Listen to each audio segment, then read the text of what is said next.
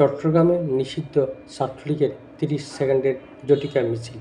চট্টগ্রামে জটিকা মিছিল করেছেন নিষিদ্ধ ঘোষিত সংগঠন ছাত্রলীগ ও কার্যক্রম নিষিদ্ধ আওয়ামী লীগের একদল নেতাকর্মী। নগরের আগ্রাবাদ এলাকায় আজ বুধবার সকালে এই মিছিল হয়েছে বলে পুলিশ সূত্রে জানা গেছে। জটিকা মিছিলের একটি ভিডিও আজ বিকেলের দিকে সামাজিক যোগাযোগ মাধ্যমে ছড়িয়ে পড়ে, তবে মিছিলের সঠিক সময় জানাতে পারেনি পুলিশ। জড়িত ব্যক্তিদের গ্রেপ্তারের চেষ্টা করছে।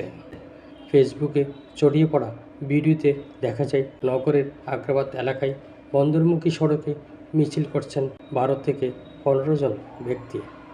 তাদের হাতে একটি ব্যানার ছিল, সেখানে লেখা শেখ হাসিনা ফিরবে, বিজয় আসবে। ব্যানারের নিচে আওয়ামী লীগ, যুবলীগ ও ছাত্রলীগের নাম লেখা ছিল। পুলিশ জানায়, ঘটনাটি বন্দর ও ডবলমুরিং থানার সীমান্ত এলাকায় ঘটেছে।